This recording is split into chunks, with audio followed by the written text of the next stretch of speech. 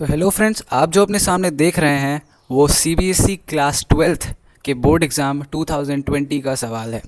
ये 6 नंबर का सवाल था डिटर्मिनेंट्स चैप्टर से। आप इसको देखिए, ट्राई करिए, सॉल्व करिए। अगर आपसे सॉल्व हो जाए तो खुद को शाबाशी दीजिए, क्योंकि इससे बढ़िया सवाल तीनों सेट में नहीं मिला हमें। ठीक है, तो अपने आप को पूरा समय दीजिए, ट्राई करिए और फिर सोल्यूशन के लिए आगे बढ़िए।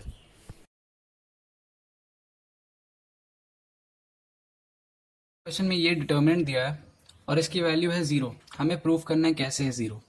और साथ ही साथ दिया है A B and C are pth qth and rth term of a GP. कोई तो एक जीपी है जिसके ए बी सी पीएथ क्यूएथ और आरएथ टर्म है। तो सपोज कर लेते हैं एक जीपी है जिसका पहला टर्म ए है और इसका कॉमन रेशियो आर आता है। ठीक है, तो साफ साफ लिखें तो ए की हो जाएगी वैल्यू ए इंटू आर की power P minus one. B होता है ए इंटू आर की पावर क्यू माइनस वन। और सी होता है ए इंटू आर की पावर आर माइनस वन। तो इस जेपी जिसके लिए हमने अज्यूम किया है टर्म्स हैं, पहला टर्म है ए और कॉमन रेशियो है आर, उस जीपी के लिए ए की वैल्यू ये है, बी की वैल्यू ये है और सी की वैल्यू ये है। तो चलो इन वैल्यूज़ को अगर हम इस डिटर्मिनेंट में पुट करते हैं तो हमें क्या मिलता है। वैल्यूज डाल दिया डिटर्मिनेंट में, तो ए की वैल्यू डाल दी ए आर की power P minus one, B की वैल्यू डाल दी ए आर की पावर क्यू माइनस वन और सी की वैल्यू डाल दी ए आर की पावर आर माइनस वन। अब लॉग के हिसाब से जब इसको खोलेंगे तो हमें ये मिलेगा। जब भी लॉग के अंदर कोई दो चीज़ें मल्टीप्लाई होती हैं तो लॉग अगर तोड़ते हैं तो वो चीज़ें ऐड होती हैं, जैसे log A plus log R की पावर पी माइनस वन। ठीक है, similarly log B plus log log A है। ठीक है, ये लॉग ए आर की power Q minus one, R की पावर क्यू माइनस वन।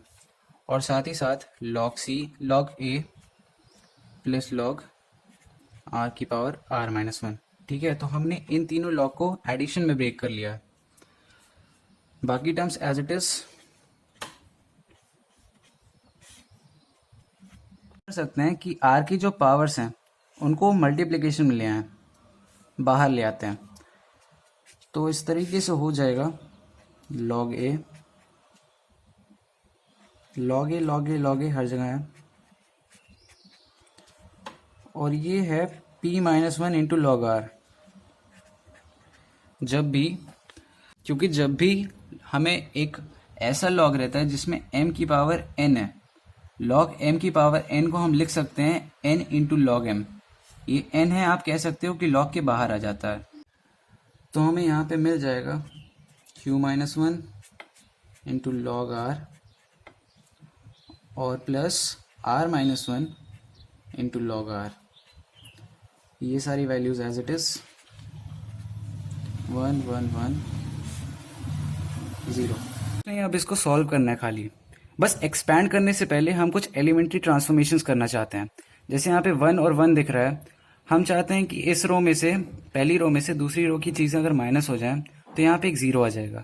साथ ही साथ दूसरी रो में तीसरी रो की चीज़ें माइनस आ जाएं तो यहाँ पे एक और 0 आ जाएगा। तो जितने ज़्यादा ज़ीरोज़ होंगे उतना आसानी से लॉग सॉल्व होगा। Using elementary transformation by R1 goes to R1 minus R2।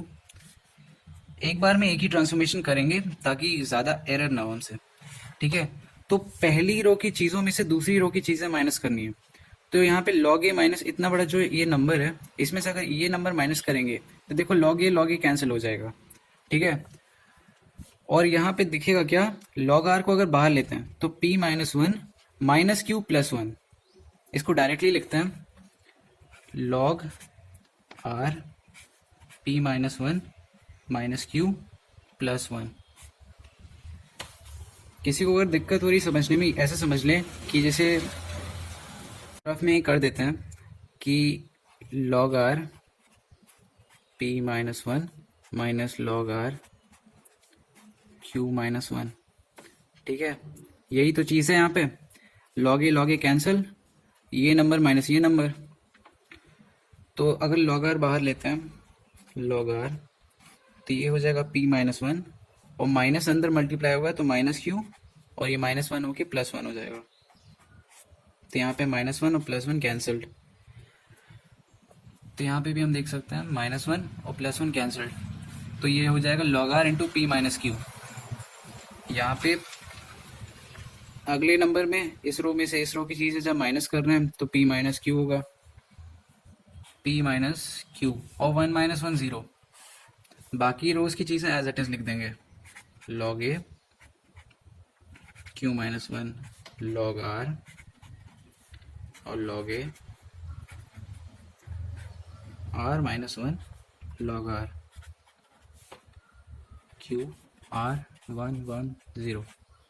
Transformation करते हैं bye r2 goes to r2 minus r3, मतलब इस रो में से इस रो की चीज़ें माइनस होंगी, तो साफ साफ दिख रहा है कि अगर इस नंबर में से ये नंबर हम माइनस करते हैं तो log a कैंसिल, और इस नंबर में से इस नंबर को अगर माइनस करना है तो पहले जैसे माइनस किया था वैसे करते हैं,